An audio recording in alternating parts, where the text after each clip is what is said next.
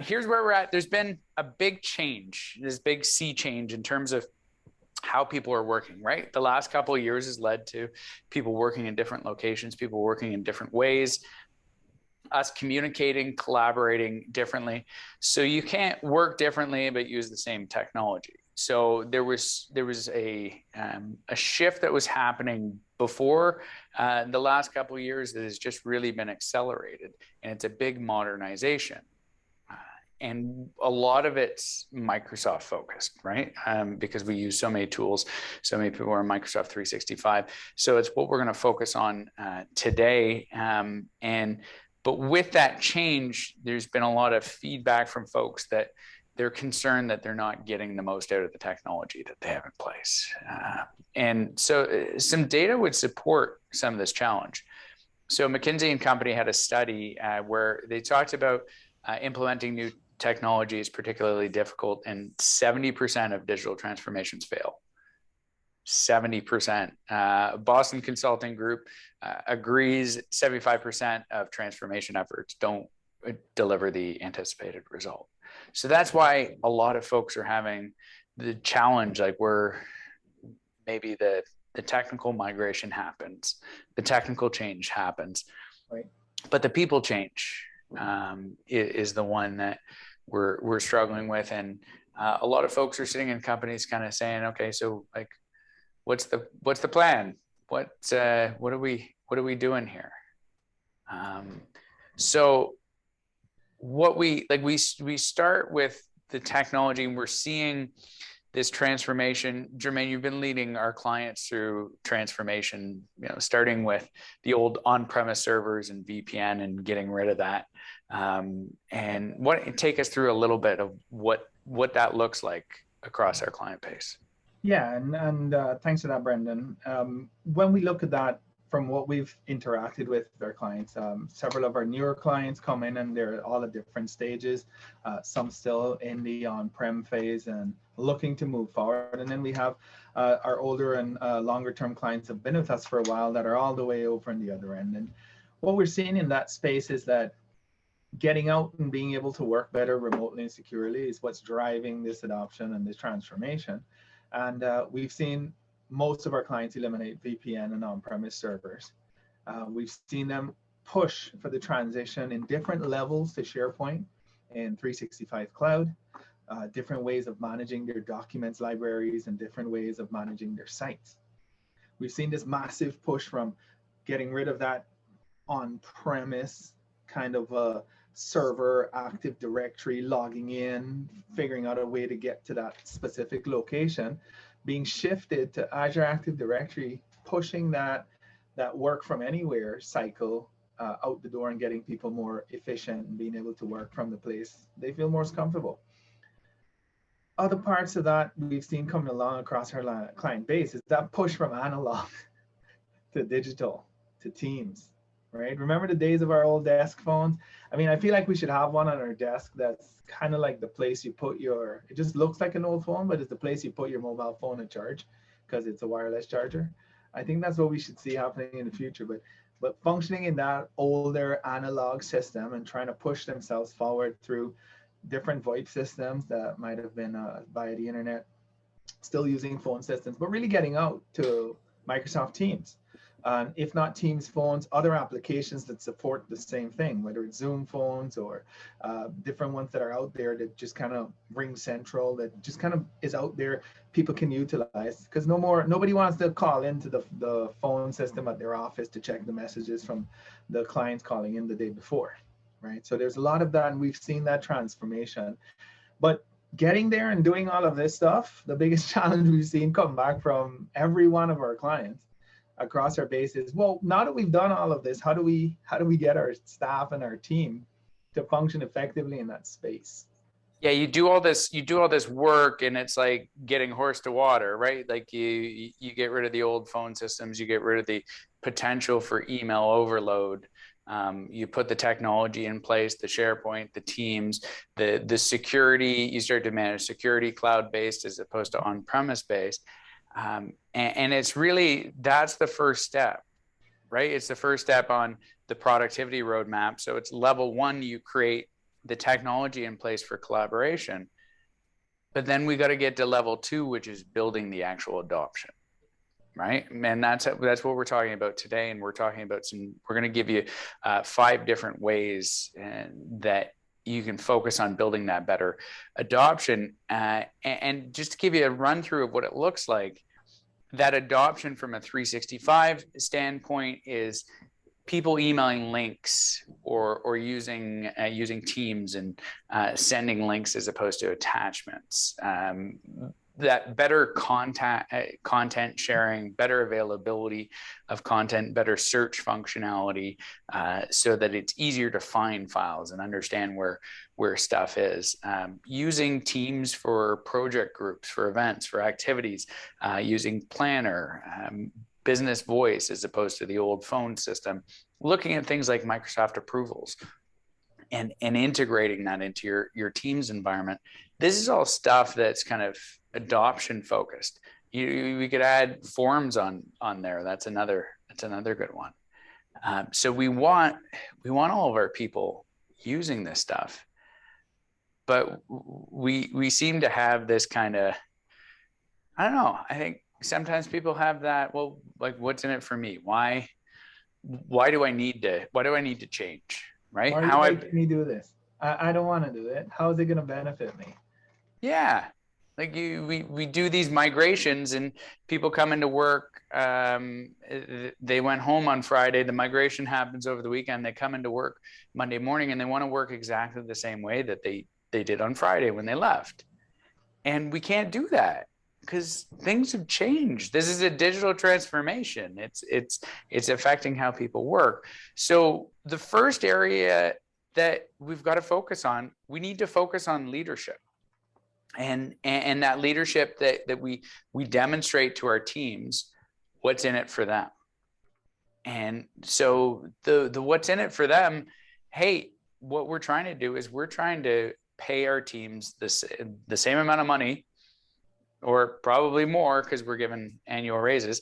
We want to pay our staff to do less work, right? If you implement these tools, you can save 4 hours a week per employee or more, right? So there's a huge benefit, right? You can achieve your performance goals faster and better. Like who wouldn't want to get paid the same amount and do less work? I would love to work for that 25 hours and be paid for the 40. That sounds great. There you go. So if we're painting that picture and we're showing our staff and we're providing that leadership, we're saying, hey, here's what we're going to do now. Here's what we're going to do next. Here's what we're going to do later. And here's what our organization looks like. Maybe it has less paper. There's way less email, right? There's way less back and forth and on documents. There's way less wasted time. Like paint that picture. Like it's on all of us as leaders to paint that picture. And the other part that's super important is leading by example. Right? The leaders have to be sending the links, not the attachments. The leaders have to be on Teams and engaging and using the different tools and throughout the Microsoft 365. Yeah, and we've seen this across our client base. The most successful transformations, even for clients that are looking to come and become a client with Techify, the most successful ones are where the leadership has that vision, but also demonstrates utilization of the platform and drives that forward as the champion for that change, because ultimately it benefits everyone and it ultimately benefits the organization. But the leaders have to be the ones running and leading the charge in the front so that they can set the example for how their teams and their staff respond to that change, right? And the most successful ones have been in that, and of course the least successful ones, we don't see that leadership involvement. Yeah, absolutely. And then you also have to create the environment for your staff to succeed too, which is give them the tools to train. Yeah, it's the most important part. Right? It's nice for me to go muddle around in it by myself and try to figure out where to click and where to look. But it's the responsibility of my organization to provide me with the tools for success. And part of that is to train me appropriately in what's available. right? So Brendan, why don't we do this? Why don't we do one of those, things you shouldn't do on webinars and try to do a live demonstration for a quick one. Wait, hold on a second. You want to do a live demo? I think so. I think we should try it. Okay, so if you're going to do a live demo, here's what I'd like you to see if you could show everybody. Wouldn't it be great if at Techify we had a web page that was specific to our company that had Microsoft 365 training on it and Right. training from all the different applications that we use, that all of our team could just go to one place and find it? Well, yeah, that's ideally what I would want us to have, right? But maybe I can go ahead and show this off, right? Because all right, when we in our now you're on me out. I'm gonna go ahead and screen share then. Can I steal the screen? Is that all right? Yeah, it's live demo time. Let's go. All right, live demo time. I'm gonna do it. I just gotta find a screen here and I'm gonna do it. Here we go. Ready, steady. All right, let's see if it works. All right, now how do I get that out of the way? There you go. The anticipation was killing me. Right? It's the clicking and the going. I mean, live. Here it goes. I'm gonna click on the link and nothing will work. Watch it spin. Okay, so look, it's exactly what we want to have. We want to have a place where people can find all the training and the materials that they need in a single pane of glass. They can click on it and go from area 1 to area 4 and learn everything that they need to learn. So as an example, and when you look at SharePoint versus a traditional file server or other traditional methods of managing your data, when you come to SharePoint and you look in here and you say, oh, hey, all right, well, you know what? It's my day today. I'm going to be doing Microsoft 365 Teams. You click on the link and poof, you're in a section where it says, okay, here's everything to get started with Teams. There's a simple video. There's some information around it. And it's all 5 or 6 minutes or less. And then it gives you a little bit more. Hey, since you're doing some training, do you want to have a little bit more? You can click on a quick start button and it'll take you to, well, here's some stuff you can do right away to try out Teams now that you've watched video number 1. Same goes for OneDrive. OneDrive is super important. One of the biggest questions we get when we're talking about that transformation with our newer clients is, well, what's the difference between OneDrive and SharePoint? 4 easy clicks. I'm on the site. I click OneDrive start here, and I click and I go through. And by the time I'm done, I go and I do the same thing for SharePoint. And in 20 or 30 minutes, I now know unequivocally I'm coming out to the other end as an expert in what's the difference between OneDrive and SharePoint. And it may sound simple, it may look simple, but at the end of the day, it's actually meant to be as simple as possible to help people to adopt. Right? So I'm going to stick a pen there, Brendan, because this is going really well. And as you can see, everybody, I preloaded these just in case for this live demo. Well, one thing, if you could just do, maybe we could scroll down on that main page back to the home page and just show. So, for example, we've got our Microsoft training. And actually, wait, just before you move beyond there, sorry, I'm going to point out what Jermaine just had up a minute ago with Microsoft training. He showed Teams and SharePoint and OneDrive, but you can also go down and you can have application specific. So if you say to somebody, we need to work on our data collection and get rid of paper, look, you've got Microsoft Forms, right? Or if you want to learn more about how to use Planner for project management, because you don't want to use like a big project management tool, there's these specific application specific training sections that are really good. And then if we go back to the homepage, you'll see the areas where technologies that are not Microsoft related, we've put up these different links as well. And then as we go along and add new technology, we're about to move to CRM Dynamics. We'll have a section in there about Dynamics, about the training that we need staff to do as we start to implement that across our organization. That's nice. My favorite is this plug for our webinar, so that our staff who conveniently decide to miss them every month can actually go back and see all of our previous webinars, which is great. But yes, I mean, it's useful as well for us to work on our Dynamics training. Well, they miss them because they're busy helping our clients, right? So that's right. important. So I'm going to go ahead and unshare here, and let's get back to the presentation. Okay, so the thing we wanted to show you there, you can customize your training, your training portal. You can spin up a training portal for your staff. That's a huge way that we've seen to give people what they need in order to succeed. You can also spin up Viva Learning, which is some more personal kind of feedback based learning that Microsoft has set up recently. We found some people like that too, right? I know you. Yeah, those are nice. I mean, I see you stole my page here with my consent. And one of the things that you'll notice is there's a lot of plugins coming in from LinkedIn. Because LinkedIn has tons and tons of free business courses, and looking at things like inclusive leadership and diversity is of interest to myself. You can actually plug in, if you have specialized organizations via an API, you can log and have those APIs push data as well, specific to your organization or industry, to the page, so that when someone comes in and it's like, hey, here's your progress, here are all the stuff that's coming in via those links and suggestions based on your training requirements. So it's good, and that's personalized to the individual.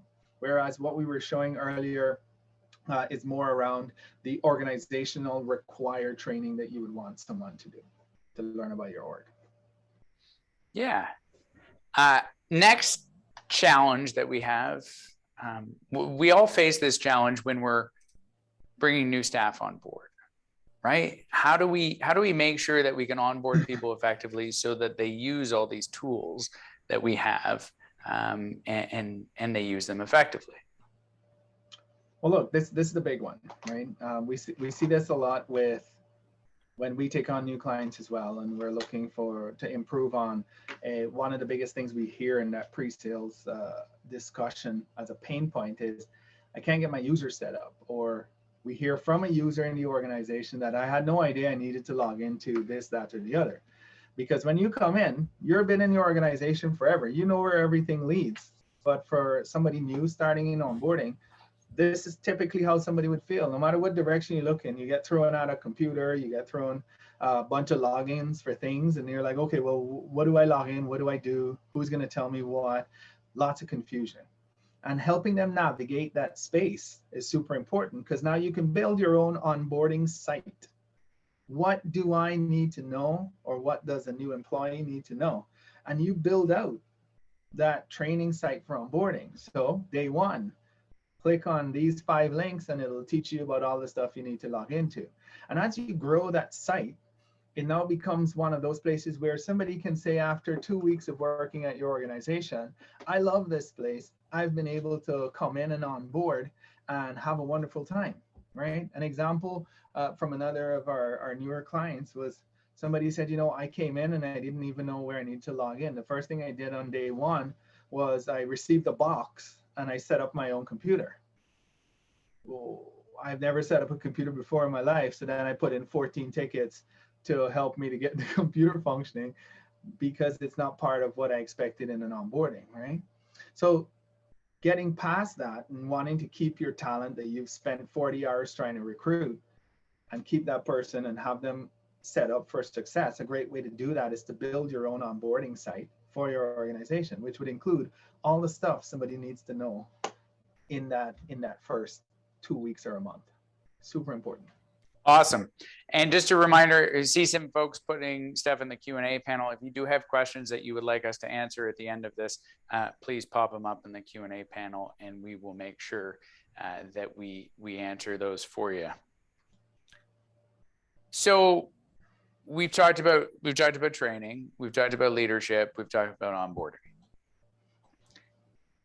Having proper business intelligence, knowing what's going on in your organization, is key to adoption. Yep. Absolutely critical. We found it's key to adoption to know how are people using the different applications that you have in place. So I wanted to spend some time on this a little bit. So we've been guiding clients through this a little bit more. Where we start at a high level is productivity score. Right? You can pull a score out of Microsoft 365, know how your organization's doing, and benchmark it against other people in your industry. And so it will tell you, if you dive into it a little bit, making sure that you have people using a variety of different ways to communicate, running effective meetings, collaborating effectively. That's all pieces that you can get that data back at a high level across your organization. And then once you have that high level, then you can start going into a little bit more detail, right? And you can start looking at what's really happening adoption wise, what's happening adoption wise. And so I'm going to pull up, let me see if I can just slide this over here. Jermaine, can you see can you see this new screen okay? Yes, I can. Looks perfect. Great. All right. So what we have here is we've got some powerful Power BI analytics. That this is a demo that we spun up for this purpose, but it's real data, and we can see what's happening in terms of usage of different applications, how many sites we have. We can look at product usage. We've got because this is a demo site, there's a couple things that are blank on it, but we wanted to pull it up and show you, because there's some interesting things here that you can get a sense of how are people using SharePoint, how are people emailing, right? You can get a sense across your organization who's emailing the most, who's emailing the least, who's getting the most emails. So I see recently I've lost my lead of being the person that emails the most in our organization. And so that's now Kyle, that's good to know. Somebody's emailing more than I am. But if you wanted to, so the piece that we find is valuable here, you can drive into OneDrive, SharePoint, and you can get a sense of how people are using those applications, and if they're sharing, are they sharing files internally? Are they sharing files externally? And it'll give you that sort of piece of, okay, are people using this? If you want to know if people are using Teams, we can go and we can say, okay, who's chatting, who's sending messages, who's not sending messages, right? So we can see, hey, in our organization, Teams is being utilized quite a bit, right? We see all sorts of chat messages. We see all sorts of post and channel messages. There's lots of engagement, lots of activity. So we can say, hey, there's lots of Teams adoption.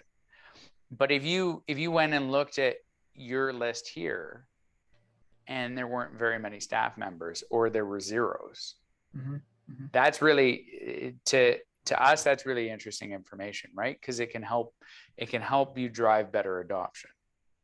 Yeah, it's a good indication as well as to whether or not who the persons are that are not utilizing the platform, and those are the people you would want to focus your development training on, as an example, and provide them more of an understanding, or even a better understanding for yourself, for your own coaching and development for the person.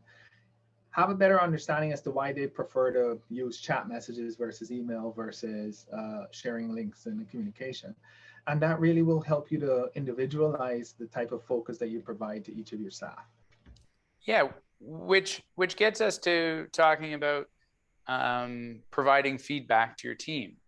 So when you have good analytics and you have good information, and you have that sense of what's going on across your organization, then you know what the adoption is. Yeah. And then you can give you can give one-to-one coaching. You can give one-to-many coaching at team meetings and staff meetings and stuff like that. Or you can give one-to-one coaching. Jermaine, I know you assign training to members of our team on a regular basis. Yeah. I love doing that. I love encouraging people to do a lunch and learn. If you're an expert in something, which is great for pulling out your the people that are going to be the champions for the different areas within your organization. We call them subject matter experts. Somebody loves doing Power BI as an example, or they love doing reporting in our Bright Gauge, and that person is excited about a new report that they've pulled that's useful for the team. We encourage them to book a lunch and learn and have them translate some of that information to the rest of the team, because now there's somebody that's going to protract the development of that adoption in your organization. And it's easy to identify those people based on those metrics, right? And then yeah. I was just going to add, I think it's also really important. Another technique that we've used quite a bit around here is we'll challenge our staff. And we'll challenge our staff to do something differently, like, hey, why don't you build out the project plan for that in Planner and Teams and put it into a team? Or, hey, we need to collect information from our clients. Can you create a form, create something in Microsoft Forms? Well, I've never created a form before. Great. This is a great opportunity for you to learn. Thank you for doing that.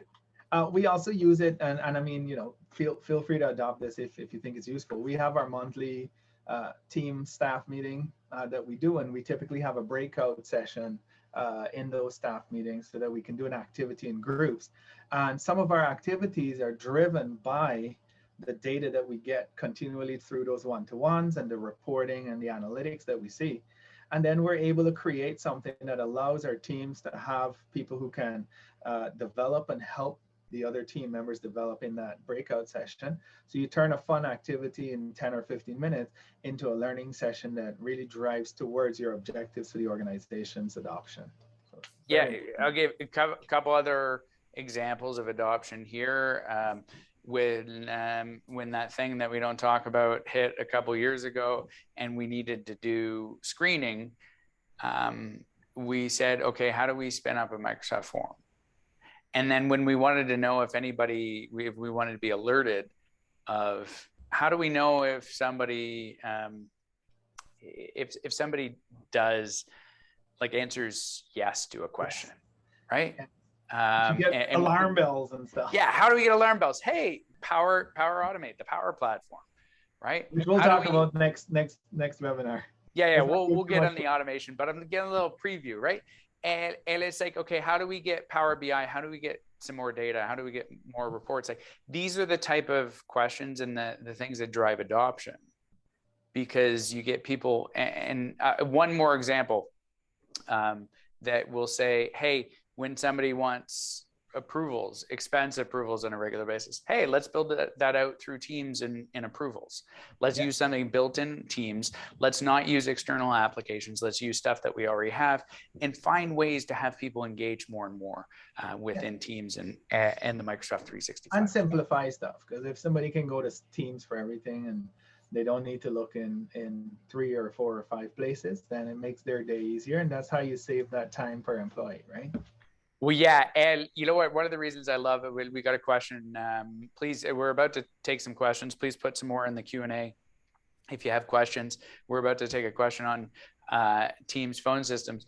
One of the reasons I love about Teams phone system is it forces everybody into Teams. You gotta, if you're not in Teams and you're not looking at it, you can't answer your phone, right? So it's forced adoption, and it reduces some of the other applications. Yeah, absolutely. All right. So look, I think that's it. Here's how to contact us. This has not been updated since the last webinar. So feel free, email, telephone. As you saw from the statistics, Brendan's now sending less emails, so maybe send him a few email requests so that he can get his statistics up.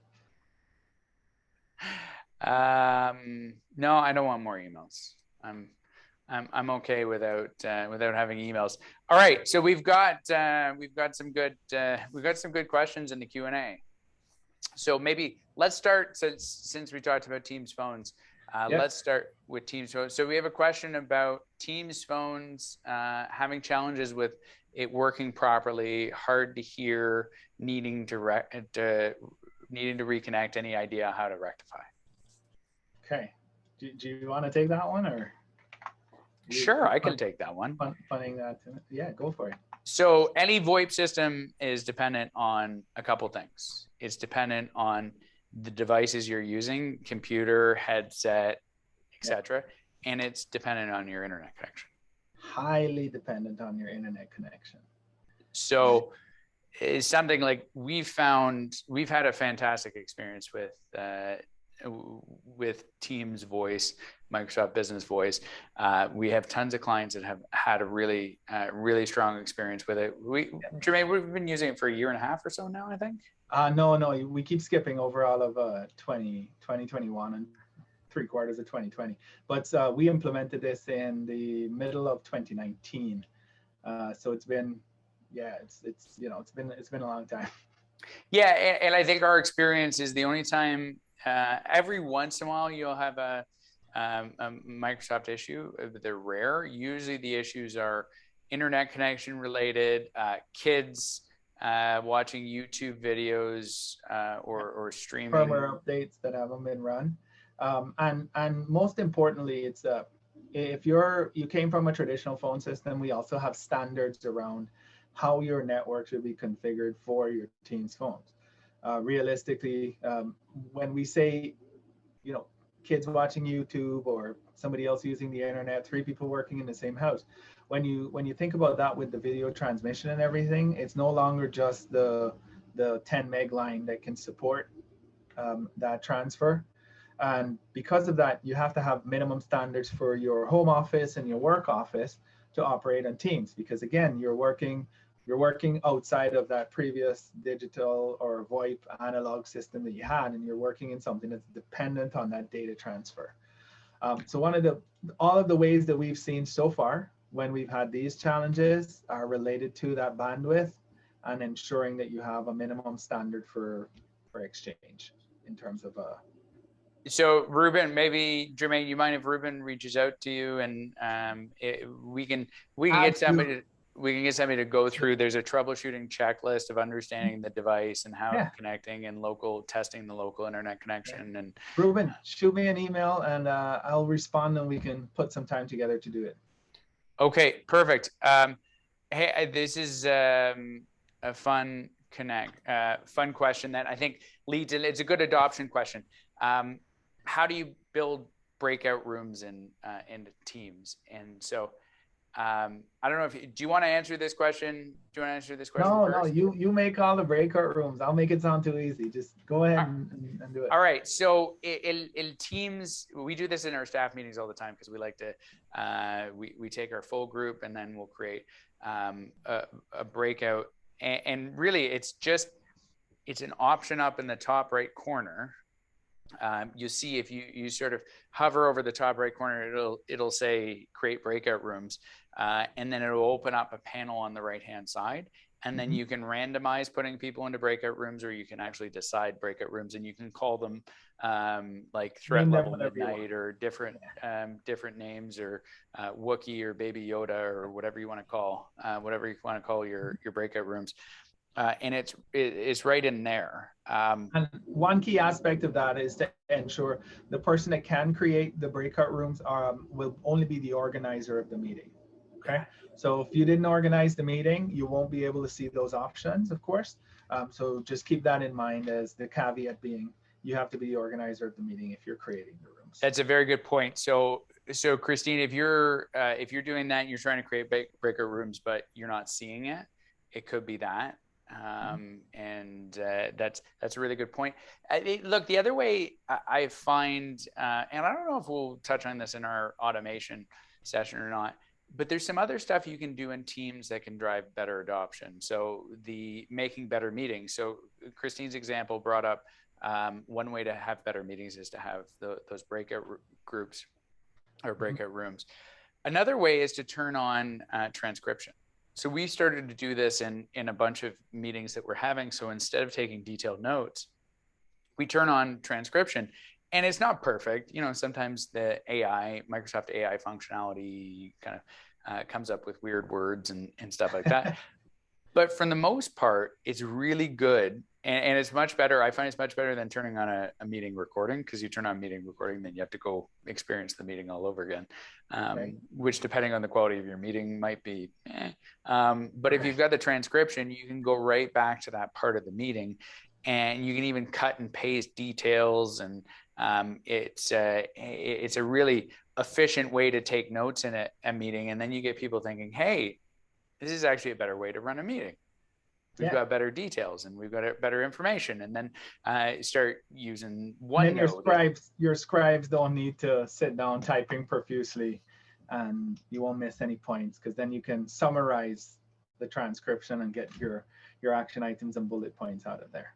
And a key trick is, if you say the word action item in your talk, let's make a few action items, and you start making a list, it'll actually show you action items with the list in your transcription, which is kind of cool.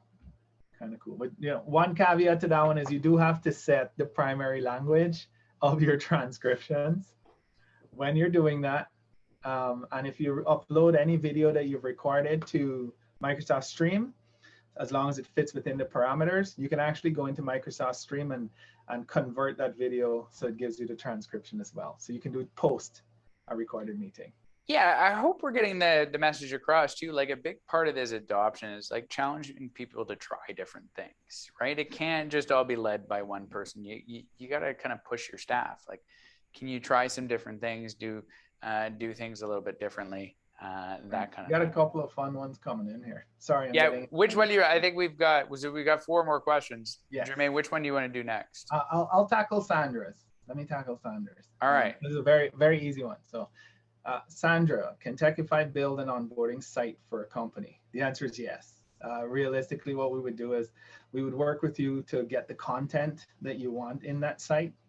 And then we would go in and create the site workflow, get it approved by the client or organization, and then work with uploading and designating all of the different parts or sub-sites or hub sites that attach to that one particular onboarding site. So the answer is yes. All right. Next question, a quick one. Why do you use Teams? So my friend from down the street is asking, why do you use Teams why do you use Zoom for webinars if you promote Teams? We've got asked this question before. I would love the webinar capability of Teams to be as good as Zoom. Yeah. And it's just not there yet, right? There aren't easy to use registration pages, the actual experience of doing it, ease of use, that sort of stuff. Eventually, Microsoft will get it there. Yeah. But you do have instances with certain products, and it's funny when we get asked this question, it's sort of like we're wedded to Microsoft. We're not wedded to Microsoft. Like, we're honest with people where there's Microsoft stuff that's good and where it's not, right? I have one that I like to throw out as well, and this one's because I like creating obscure examples. So it's like having your family car and then having your truck. For the purposes of what we need to do, all of our heavy lifting and our internal communications, we use our Dodge Ram truck, which is Teams, to drive us around and get everything going. And then when we want a little bit more finesse and something that's a bit more elegant, that isn't the entire team pinging us throughout the webinar and the like, we switch platforms and we use Zoom, because again, it's important to us to have that functionality and have that little bit of a different class of software to utilize. So there's nothing wrong with that, right? It's good stuff. Hopefully that answers Ed's question. Holy cow. Okay, we're going to have to keep going. We get more questions coming in. All right. So is Teams Phone an added service, or does everyone have the capability to move to Teams Phone? Must the whole office move, or can just some individuals in the company have it? Okay, I got that one. This one, in short, anybody can have it. There are 2 flavors of Teams Phones. If you want to turn your entire organization away from your current analog system, then we do a full system migration with an auto attendant and everything related to your phone system. If you want to have an individual phone system, we get you the right licensing. We get you an independent phone number that you can share as your direct dial phone number. And then it can be an independent, but it will not go through your switchboard. It will not go through your auto attendant or any of that. You won't be able to set your off hours or weekend, holiday, any of that in your voicemail separate to the system. So Jermaine, if somebody wanted to dip their toe in and not port their, like, so if their main number was 967-1111 and they don't want that number to be going through Teams, but they want to set up a bunch of direct dial numbers and they want a conferencing line that people can dial into. And Correct. they can do that kind of hybrid. Do that individually for your executive team or your base team, or if you just want to test it out, you can set it up and move on from there. Yeah. I'll take Michelle's second question as well, if you don't mind. Yeah, go ahead. So second question, if you're in Teams meeting and someone has their camera on, but you don't want to make a huge mess, it sounds like, wait, hold on. You don't want to watch them on their video. Can you mute the video? Yeah, there's a quick, if you click the 3 ellipses up on the top right, it'll say you can turn off incoming video.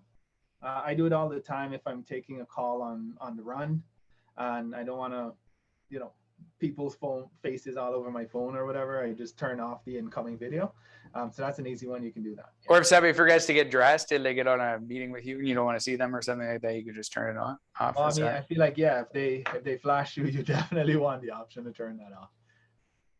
All right. Cool. So here, well, let's keep going through in order.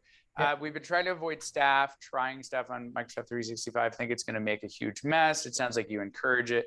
Should I have this worry? It depends on your organization, depends on your culture.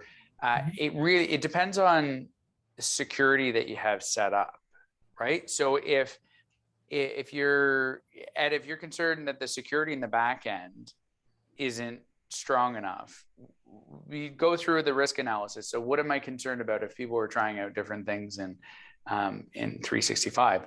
Let me guess what you're concerned about. People getting access to files, people seeing stuff that they shouldn't, people being able to get into different directories, sharing things outside the company, doing inappropriate stuff, that sort of thing. There's all sorts of ways in the back end of Microsoft 365, if it's being managed effectively, that you can limit the risk. So challenging somebody to create a form for input, try it out. Why not? Yeah. Try an approvals process. You're not going to break something. You can just delete it and get rid of it. It won't get too messy because you could get rid of it at any time. There's things like, hey, if you want to challenge somebody to set up a new site in SharePoint, well, if they don't set up that site with the proper people and the proper security, then there are things like that I would be careful of, right? Because you don't want to give kind of unlimited access where all of a sudden people are sending files and publicly posting files and all that sort of stuff. Yeah. So like, just to add and close that one up, Fred, realistically, people can try this stuff on their own. There's tons of free licensing and so forth out there. There's nothing stopping people from having Teams for their home use and so forth to try stuff out. It is recommended that you decide whether or not, as an organization, it's something that you're interested in, and then make a plan to review it, test it, and then ultimately either move forward with it or quash the whole thing and do something else. So that would be the recommendation overall. There's no reason to have people do it today unless you actually have a vested interest in going that route. And that would be the same for any hardware, software, or otherwise.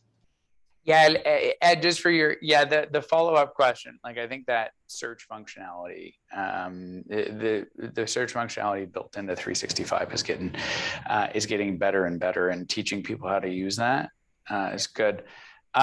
Mark wants us to give state secrets away and tell everybody what the presentation software we're using for our presentation today.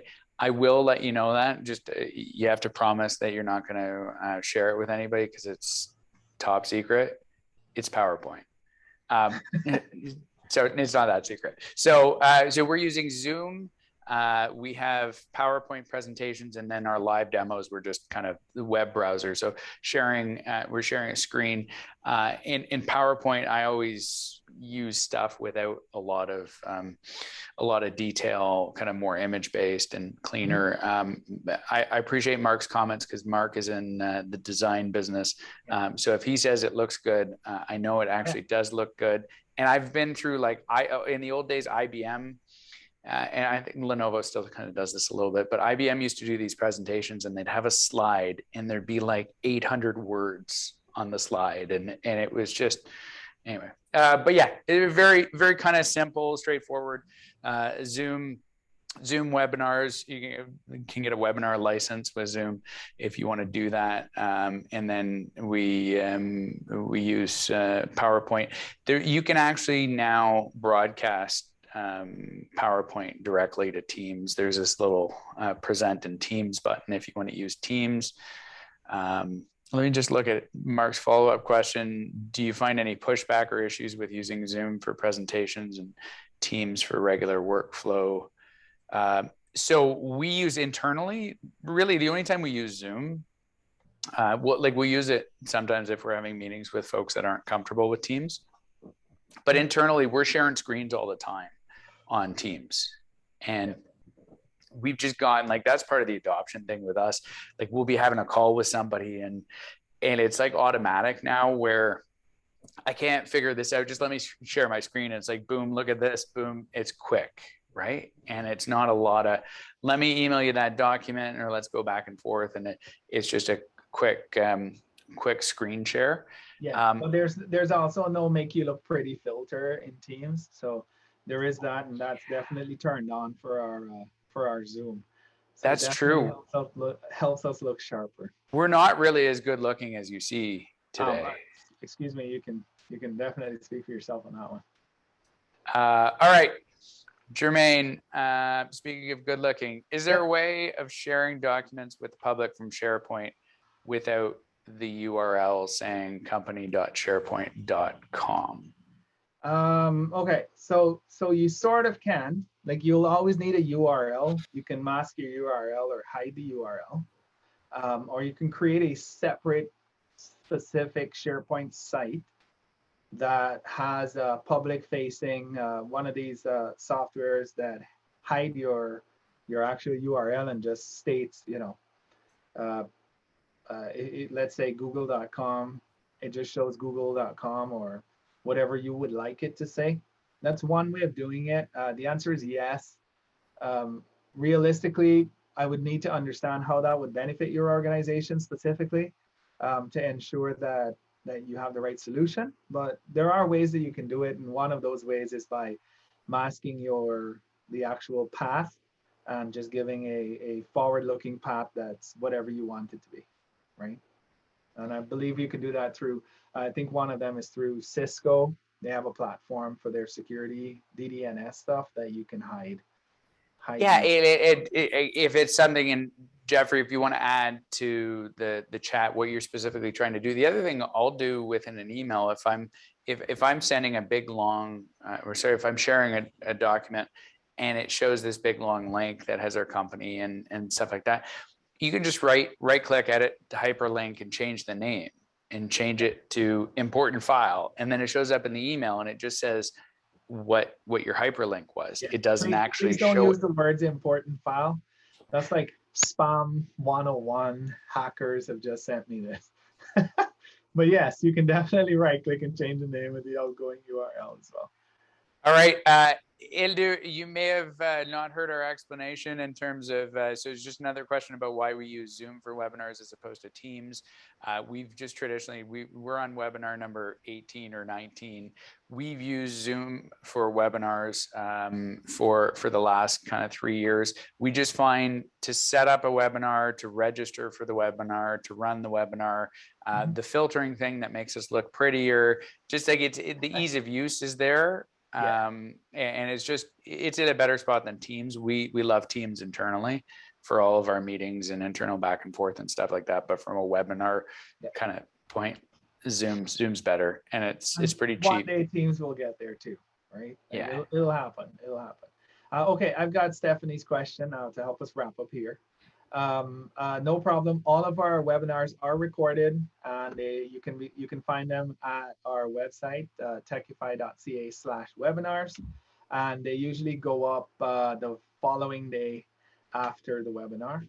So you can see all of our historical webinars there, as well as the ones that would have just happened, and the upcoming webinars are also advertised on the website. Perfect. So we've hit a new record. We've answered 13 questions. That was great. Jermaine, thank you for joining today.